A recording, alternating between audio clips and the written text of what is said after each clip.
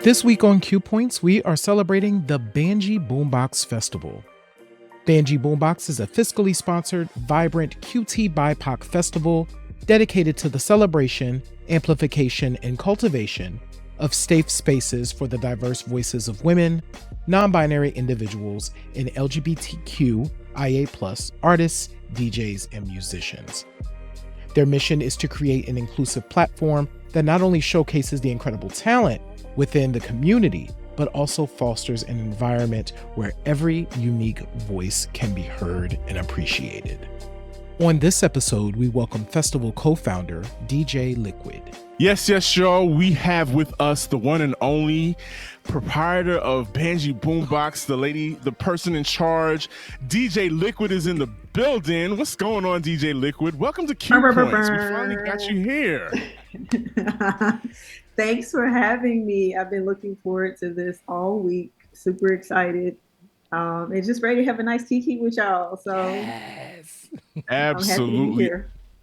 I'm so excited. I'm excited for a bunch of different reasons. Mm-hmm. One, I get to see J Ray in person. Two, we get to see you in person and the fabulous lineup that we're going to talk about in a second. And on top of all of that, I get to be in Brooklyn once again, which is where I grew up. Mm-hmm. And it's a homecoming for me. But before we get into all of that, DJ LiKWUiD Styles, talk to us about this musical journey that you've been on. DJ to DJ, talk to me. What got you started on your journey? That is a long question. And just for reference, I need to know again, what part of Brooklyn are you from again? I know you told me before. So I grew up in Crown. We lived in several different places, but the longest place that I stayed was on Crown and Utica in the Crown Heights section. I used to walk right on up to Eastern Parkway to catch the Utica, the number 4, so I could go to school in downtown Brooklyn, right across from the Brooklyn Academy of Music. That's exactly where I went to school. Bam, literally. Yes, exactly. Bam, literally. Literally. Yes. No, when I think of Brooklyn, I think of music. I lived on McDonough between Marcy and Tompkins for maybe like 2 or 3 years, but Harlem was like home to me. You know, not that Brooklyn wasn't. Brooklyn is a planet. Yes. And I know you know, but for folks that have visited, you can be in Brooklyn and not need to leave because everything is right there. Literally, every time I visited New York and visited Brooklyn, like I'll just be in Brooklyn and be like, oh, yes, I am in New York City, and I'm just here. Other boroughs I could go to, but Brooklyn's where it's at. Brooklyn's where it's at. So yeah, for my musical journey, I pull from so many different places, and my cousin Ray, shout out to my cousin Ray. It's funny because the way I got into DJing was I inherited his equipment. Love that. And yeah, I was like 8 years old. My Aunt Johnny Mae, shout out Aunt Johnny Mae, Georgetown, South Carolina. You know, my cousin went away and she had his equipment. She was like, you know, they call me by my middle name back home. So she, Shauna, you want this? You like music? You like music? You like music? You want this? And I was like, oh my God, yeah. So I'm 8 years old with 2 techniques. Y'all. Yeah. I did not know what I had. Wow. I did not know what I had. So I'm like figuring it out in my room, just calling myself mixing and just kind of mimicking what I'm hearing. So I'm like taking my mom's Marvin Gaye records, like scratching them up, y'all. Frankie Beverly and Maze. And I'm just figuring it out, you know, as I go along. But it was like a long journey from there. Like I didn't do my first party till like 2007, I think it was. And my dear friend, Dwight Allen O'Neill, we were throwing a party in the West Village. And we were like, oh my God, we're like inviting all these people. You know, when you're in your 20-somethings in New York, you're trying to be outside. Right. You can get people to show up to the club. That's not the hard part. The hard part is how you keep them there because there's so much going on. So we were like, okay, we got all these people coming. We got the space confirmed. We're like, who's going to DJ? And I'm like, well, can we afford a DJ? We quickly found out we could not. So I was like, well, shoot, I DJ. Yes. Kind of, right? Because every DJ starts out as a bedroom DJ. Yes. Right? So we all start kitchen out, for me. Kitchen for me. Kitchen. Go ahead. Mm-hmm. Yes. So yeah, this was the time where like in New York especially, we had the 2 CDJs set up for you, and you just brought your case of CDs, and I played the mix, and we got picked up for a weekly. So that's how I literally. That's dope. Yeah. Nice. Yeah. So we got picked up for a weekly, and we kept it going for like 6 or 8 months, maybe close to a year. Yeah. But I like, as far as like the music itself, like I loved house music. I've always loved house music, and that's, I think it may be an ode to funk and disco. Like if you know how the journey of music works, because all music is Black music. I know I've heard y'all know where I'm going with this. We know, but I think it's just kind of like disco and funk, and then soul, and then gospel. I just think it's like all connected. Absolutely. So, absolutely. That was kind of where it went, but I didn't really become who I am now as a VJ until I got my residency in Harlem. And that was because like I knew how to blend in R&B, hip hop, funk, soul. Like hip hop samples a lot of jazz records, soul records, so it was easy to kind of dwell in between. And then at the end of the night, you could throw on some house so people know what's up. But in Harlem, it's such like Brooklyn, very rich in culture and very Black, but very diverse Black, right? So you had it's Harlem, so you got the HBCU kids, you know, who went to Howard and Hampton. Let me go ahead and throw it out there. Y'all always out in Harlem. Then you have the tourists, the tourist ladies who come up to Harlem to be touristy. Let's say it like that. And then you have a lot of Nigerians, you have a lot of Africans. Whereas like Brooklyn is like West Indian, very West Indian, you know. Down. I would say there, you know, you can do a pretty good reggae set in Harlem. But if you go into like wine your waist, you're probably gonna go to Brooklyn, you know, and hang out there. But in Harlem, it's Afro beats. It's, you know, so I had to find a way, because people would come up and ask me, yo, are you gonna play some DeVito? Can I get some Yumi Alade? Like Burna Boy, where we like, you know, where are we going with that? And so I would say, even though I started DJing professionally in 2007, it probably wasn't until like 2014-ish that I started to really like get in my bag and really like get into the African-American diaspora music, like across the board. So Trafro beats was my thing. It was like, you know, I'm still from the South, so I got that Southern hip hop, soul, all that. Then Harlem, the influence of Afro beats in there as well. And then just like a lot of times the journeys, how are they all connected and get to each other? Oh my goodness. So I'm glad. Okay. So what you just described really does kind of feed into this next question, because one of the things that we know about you is that you wear many hats, right? So DJ is just one of those hats. You're a performing artist, you're a spoken word artist, you're an educator, marketing guru, all of these things, right?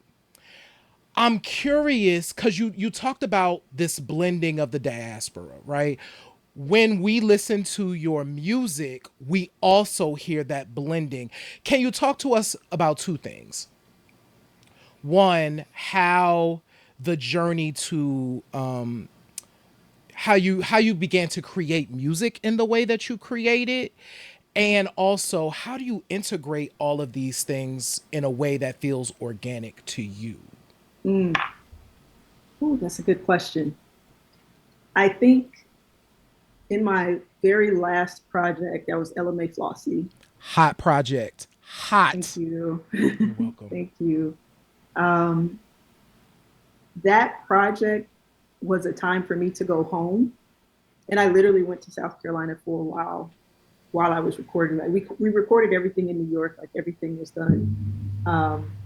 Actually in Brooklyn. Baba Studios, Willie Green, amazing audio genius, put everything together for every musician, singer, person that touched that project was just amazing. What I heard in my head at the time of conceptualizing it was really touching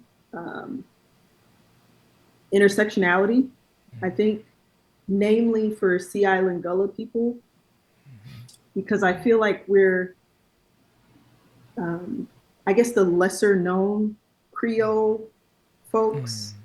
You know, when you think of African Americans as it relates to subcultures in America, you know, there's always that West African link to it, but there, I think New Orleans is just it's top of mind. Like whenever you think of the combination of African, French, American, it's just like, oh, Creole people, New Orleans. Right. Like you can hear it in their voice. It's like melodic when they speak to you, all like, you know, and there's so many customs that are specific for New Orleans. Like if somebody puts you on a plane and drop, like, I'm gonna take you somewhere, you got to guess where you are, type thing. I'm gonna blindfold you. Yeah.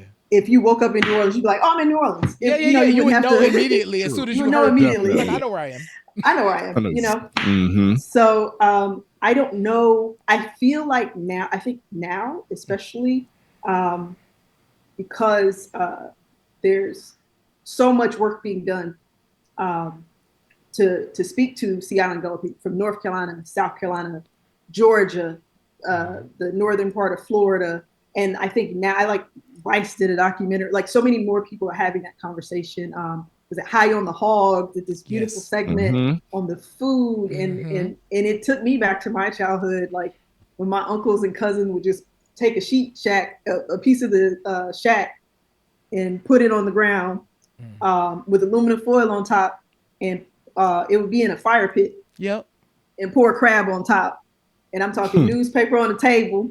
Like, we go and eat. We go sit around this table as a family, and we going to partake. Come on now. Absolutely. Come on now. And now, and Charlemagne the God is probably like the most visible. Absolutely. South Carolinian now, who's put Monk's Corner on the map and the whole Low Country. So you got a lot to celebrate in your work. Absolutely. It felt very celebratory. And I think starting there kind of helped to branch out everywhere else. Got it. With the music. So it was a matter of taking Southern spirituals and I would say, and hits of gospel. Yeah. Because it's all connected. I think it would be more like call and response spirituals before we got to full on choir. Like there are melodic choir moments in the album, but I was really thinking just spiritual, like how we would have to communicate. Drums were another important part for me when I was communicating with the music director. Like drums were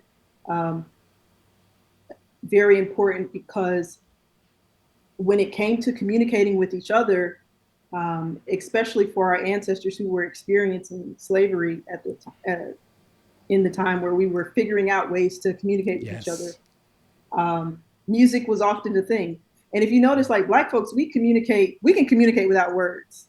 Like it don't matter if you're from LA, New York, Atlanta, like we just have certain things that are universal and we don't need to talk to do it, you know? And when you take that a step further with drum, right? Even with humming, you know, all those things were important to incorporate into this album. So it started with hip hop, right? Because it's like that's where I was introduced to creating and writing for myself. But all of those things played a part in it, and it was like gumbo. It was like we're just gonna throw it in there and mix it around and see what we come up with. Yeah. And that's where that particular project came from. And I think like ultimately, I'm the type of artist where I really live by the quote, like Nina Simone said, an artist's duty is to reflect the times. So it's easier for me to communicate in writing, in song, in poetry, than to go about doing it other ways. Like, I wish I was a great content creator. I wish I could like streamline my thoughts to 30 seconds in a TikTok, or you know what I mean? Like, shout out to people who can do that, because there's 10 different voices in my head telling me, girl, say this. No, say it like this. But then you got to go back and pick up this point. So I need to write it down. I am Sir Daniel knows, I am a scripter. We have questions for you in front of us right now. Okay, so we know what to talk about. Yes. Especially as we get older. Yes. Okay. It's real. So, I mean, all those things I wanted to communicate in that particular project, and it just continued to grow. So, and I ultimately wanted to pay homage to my LMA Flossie, who are my mother, maternal, and paternal grandmother.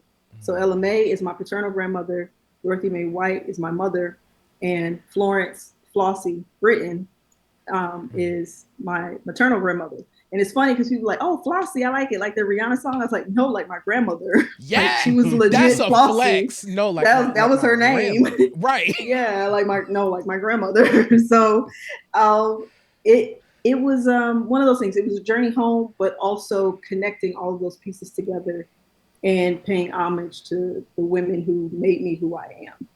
And it was trying to do so in a very condensed space. And we played with other things, Afrofuture. There was a lot of things going on. Like all of the artwork was done by Black women.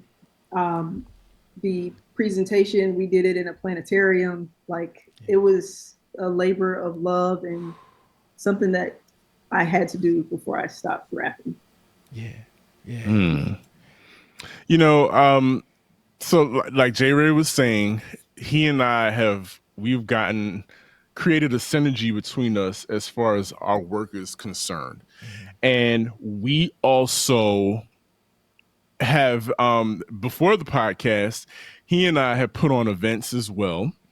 And if anybody knows how much work goes into putting on an event, it's me and J. Ray. Come on now. And the thing is, what I can definitely say is that I don't know, there was no way in hell I could have gotten a lot of that stuff done that I did several years ago with the shuffle and repeat parties and things like that. There was no way in hell I could not have done that without J. Ray's help. But you, DJ LiKWUiD, also have somebody in your corner to help you lift the load. And that's a phenomenal DJ in her own right, a legend herself. Icon, DJ legend. Mary Mack. DJ Mary Mack, tell us how you guys linked up and started this partnership to create Banjee Boombox. Listen, before I even go into that, I have to say, if I haven't met her in person and we've been like working together for so many years, I would think there's 3 of her. Isn't that special where you like, that's how dope? Because say more. That woman is right now she's in Minneapolis, I believe. Like I can't even keep up sometimes. Like where this time, what are you doing? Like, you know, but huge shout out to the legendary icon DJ Mary Mack. Mac and I met, I want to say 2010, 2011. You know, in New York, you meet people and you meet them 5 times before you meet them. Right. For sure. But we actually did, so for my 30th birthday party, we're both Aquarius. We're like 2 days apart. Oh, wow. We did our birthday party together, and it was this big thing. Like we had Whitney Mixer from the Real L Word, the reality show, not the Showtime show. Okay. Well, it's Showtime, but you know, the reality show. She hosted. DJ Evil D from Beat Miners came through and did a guest set.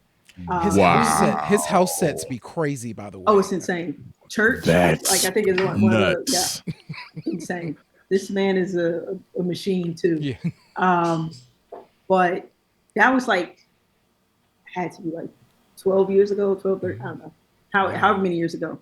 That we met and we got to do the party together. And then we just kind of kept in touch and we like reconnected in an app called Bigo. during the pandemic. And we started doing Mothership together, where we get on every Wednesday and spin records, you know, as a joy thing. And we do like theme nights sometimes, Shaka Khan, Janelle Monáe, Whitney Houston, like, you know. And in 2021, we got a grant to do it in real life. Nice. So we did a party at this Zombo Aroma, this really small, cute shop where you go in. It's one of those shops. It's Black-owned, queer Black-owned. Gentleman and his partner can make soaps, candles, that sort of thing. And we just DJ'd in there. It was great. And then the 50th anniversary of hip hop was coming up, and this is where it was getting real. And I was like, yo, I got this idea. And then I was like, Mac, I just want you to come spin. She was like, nah, let's do this together. Let's do this. So that's where Banjee Boombox came from. And our first year, we did it on Governor's Island with Art Crawl Harlem. Shout out to Uncle Richard for that connection. Richard Pelzer? You know, I don't know Uncle Richard's last name. I think the Harlem X. Yeah. Yes. Listen, there's so many people that I've gotten to know online and over the years, and he is one of them. I think I have yet to meet him in person. So everybody that's to New York, y'all better come out to Banjee Boombox in Brooklyn so we can all meet in person finally. But please continue, LiKWUiD. I'm sorry. August 3rd, Sultan Room Rooftop, come through. We need y'all to grab some tickets because, Sir Daniel, we are going to be in person in your hometown on Saturday, August 3rd. That's right. We are headed to the planet of Brooklyn because Q Points is an official media partner with the Banjee Boombox Festival taking place at the Sultan Room Rooftop. Yes, Banjee Boombox is a QTBIPOC festival dedicated to the celebration, amplification, and cultivation of safe spaces for the diverse voices of women, non-binary individuals, and LGBTQIA plus artists, DJs, and musicians. Some of the dopest artists in the game will be gracing the stage, including acts like Sonny Chiba, Dayburger, and Nitty Scott, among others. It's going to be a great time. Come hang out with your boys and rock with these amazing artists. Get your tickets today for Banjee Boombox. Visit qtnt.net/Banjee24. Use the code Q to save $10 off your tickets today. That's QUEUE. Doors open at 5 p.m., y'all. Peace.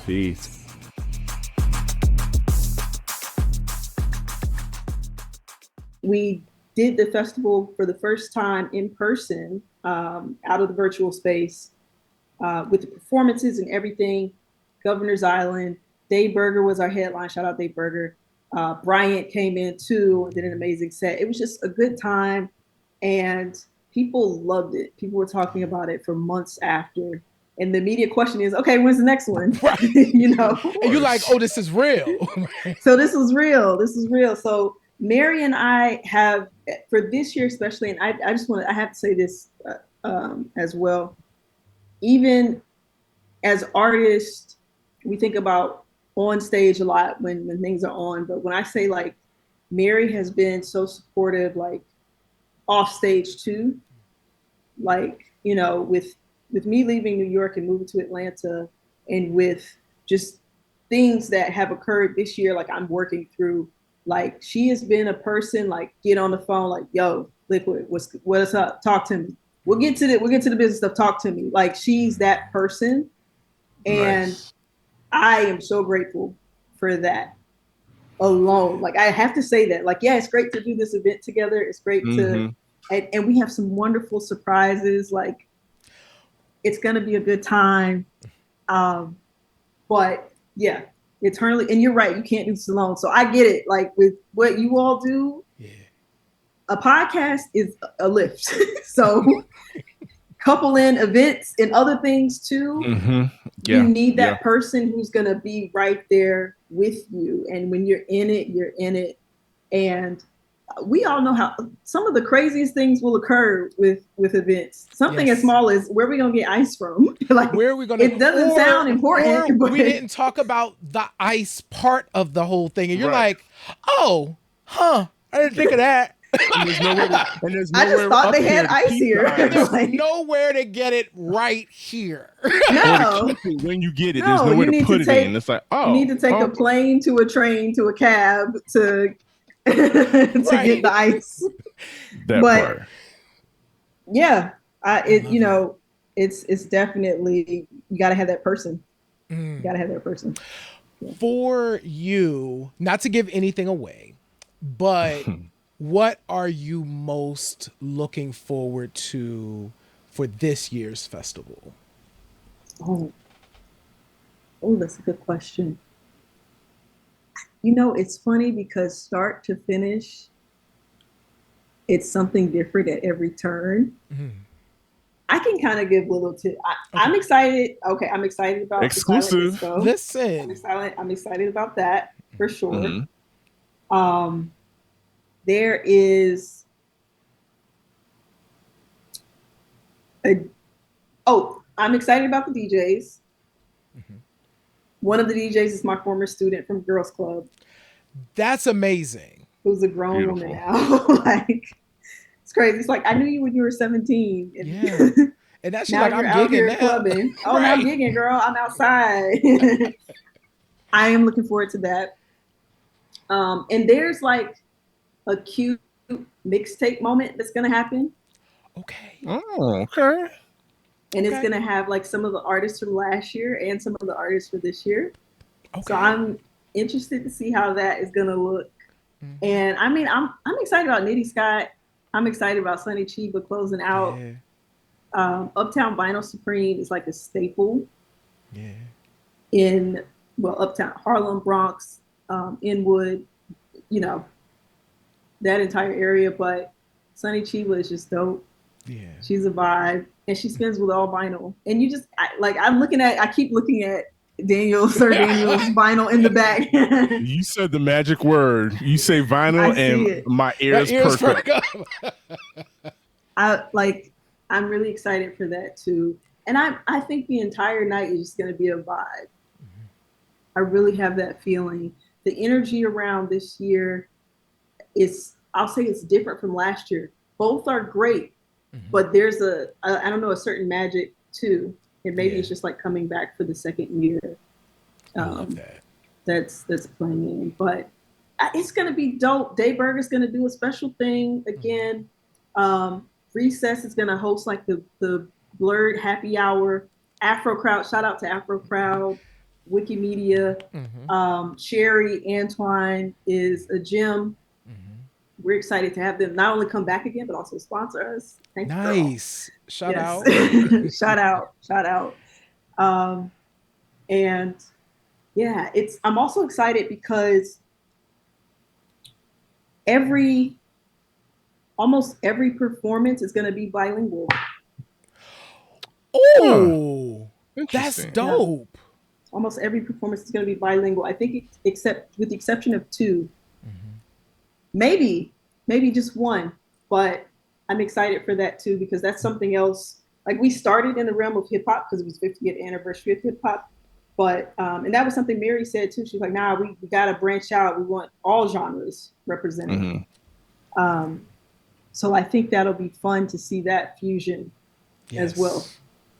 Listen, we are so excited to be able to be in the building. We can't wait. So y'all will get a chance to see us. So making sure that you come out, because we're going to have a setup where people can like just tune in, put on some headphones, and like really just kind of hear some of these moments, right? And we're just excited to see all of our folks, in Brooklyn. So we can't wait to be there. This is going to be fun, and we're looking forward to that. It really is. Like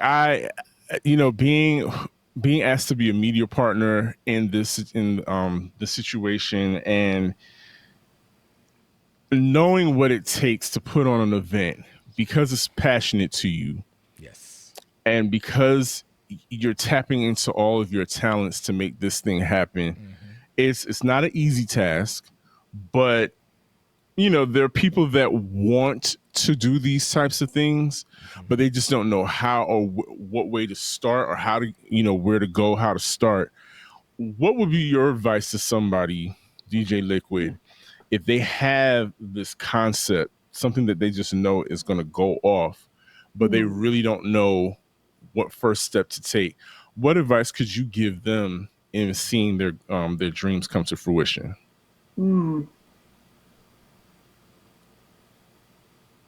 See, this is where purpose and favor come in, because I've been sitting with this for a while myself.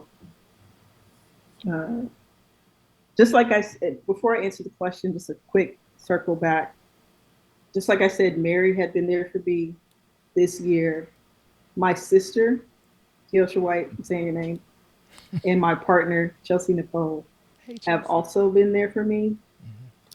This has been a journey of a year for me, and Lauren Purcell as well. And that's from day job work, for reference for folks. But I have spent a lot of time this year thinking about purpose. Like, that gospel song, "Is My Living in Vain?" Yes. Absolutely. We all want to hear those words at the end of everything. "Well done, my good and faithful servant." We all want to hear that. And we all want to know, like, what I did made a difference, and not just for me, because I think that's part of life. We lift as we climb, but I think the sweet spot is, how do we honor our ancestors and set up space for our children to come after, right? And I think when you find that thing, that's where purpose lies. Maybe. But okay, so let me bring it home to the question. I would say to a person who wants to begin or start some type of event planning, or setting up safe spaces, creating your own space, or creating your own table, right? Because sometimes a lot of these events, a lot of what we create happens because we don't see ourselves in another thing. Like, I don't see enough movies with queer Black women who aren't the spicy attitude person, or, the over masculine, whatever. And no shade, no tea to that. Right. But, sometimes it's just a quirky girl who also loves women. Like, right. And she just wants to hang and be a part of the scene. And if I don't see that, like, I can either A, talk about it, B, remove myself completely, or C, I can create it, right? And sometimes that happens with creating spaces, creating communities, creating podcasts. We sometimes have to create the table that we want to sit at. So a lot of what I did my first event when I was in high school. I was like 17 or 18 years old. Nice. I was a basketball player, and I did a shootout for cancer. And I'll never forget when I was promoting the event, and this is back in the day. I think I went to the library to, like, print off copies of the flyer. This is how old school we're talking. This is Q Point's world. This is what we do. Microfiche it. What we need. Come on now. Exactly. what we got to do. But I'll never forget, Curtis Wilson was on this radio station in South Carolina called the Big DM. And he was at this event, and I heard him on the radio. And I was like, yo, I'm pull up. This is, South Carolina. So I'm going to pull up on him, see if he'll just announce my event for the Shootout for Cancer. I got all of the kids in Carolina who was, like, top contenders. I mean, like, McDonald's All-Stars were, like, playing in this game. Like, no cap, for real. Like, a lot of cats went on D1 basketball development leagues, like professional, like, these were, like, legit players. And I rolled up on him and I had my flyers like, yo, Curtis Wilson, I love your show, blah, blah, blah, blah. Can you shout out my event? It's going to be next week, Saturday, Columbia High School. He was like, all right, this is a good event. And I'll never forget, he looked at the flyer. He was like, okay. And I was just like standing there like, that's it? Like, he's not going to. Yes. Like, I don't have to. And legit, like I was listening to the radio and he shot it out a couple times. Like you would have thought I paid for a commercial. Right. You know what I mean? So I tell that story to say, like, I'm gonna be honest, and this speaks to things that both J. Ray, DJ Sir Daniel have said. It's not easy, but you can't count yourself out ahead of time. Like I could have told myself, he's on the radio. Like he doesn't know me, you know. Right. Listen, all you need is one yes, you know? All you need is one yes. And what I've also learned is if I do get a no, it's probably because I'm A, asking the wrong question, or B, asking the wrong person. Those are two lessons that I have kept with me forever. And doing so, I've done events. I've worked on tours with my cousin Quentin. I've worked on events for organizations, corporate organizations. And each time I go in with a lens of that same 17, 18-year-old. Like, yeah, keep the joy in it. And don't be afraid, like move fast and break things at first, you know? Like sometimes you just gotta go in and try it, and don't be afraid to start small. If you think about it, Banjee Boombox came out of an app, right? Like if you really think about it, you know, like we didn't start DJing together thinking, oh, we're gonna do a festival in Brooklyn on a Sultan Room rooftop, right, you know, in the middle of August. Right. It was like, oh, let's just get together and try this thing and see if it'll work. But yeah, the two things that I would definitely share with anyone who wants to create your own space, build your own community, is keep perseverance in mind. And also don't be afraid to intern / work with other people who are already doing what you want to do. Sometimes you don't have to, you know, rebuild the wheel. You can just perfect it, or, you know, add your spice to it, you know. Those would be the things that I would say. And it's always someone who came through that road too. I think that's the last part of it. So just go in with your heart, intention, fulfill your purpose. Yeah. Heart, intention, fulfill your purpose. Fulfill your purpose. Well, J. Ray, I'm going into this with joy, because that's the main message that I got from this, is that we are going to have a joyful time at the Banjee Boombox Saturday, August 3rd. Please let the people know. We're going to have all the information is going to be linked to this interview, but please let the people know how they can keep in contact with you, DJ LiKWUiD, and the whole Banjee Boombox movement. Absolutely. So you can always hit me up directly. That's at LiKWUiD, LiKWUiD. That's across everything. I'm not really on Twitter right now. I'm don't really see Elon. I refuse to call it the new name that he gave it. We understand. So that's where I'm at. But I'm everywhere else. I am LiKWUiD.com. That's my website. I usually keep my blog up, Diary of a Mad Black DJ. And for Banjee Boombox, come out August 3rd, 5 p.m. to 11 p.m. the Sultan Room rooftop. Huge shout out to the Sultan Room, the entire staff, James, Emily, everybody there. Gabe, thank you so much for being welcoming to us, to allow us to come and celebrate there. If you go to @Banjee Boombox or www.banjeeboombox.com, you can see all of the artists, follow their pages, follow them, come out, hang with Q Points, hang with Afro Crowd, come early. Shout out Brown Girl Brew. Yeah. They will be sponsoring, also giving away samples at the first hour of Banjee Boombox. It's a craft brew space owned by a Black woman. Love that. And Nice. I love to throw that out because she's one of the only people that I've met in the craft brew space. Yes. And she has some amazing flavors. Like, her people are from Chicago, but she's based in New York. Mm-hmm. So imagine like soul food and craft beer coming together all day. Yes. So that would be fun. And huge shout out to Recess as well. Josh, who's going to be in the house too, hosting. And the artists are going to be amazing. Mitty Scott, Sonny Chiba, Key Hutchison, Indigo Prodigy, Naya Orla, my girl Sincerity. It's just going to be a good time. So we hope to see you there. And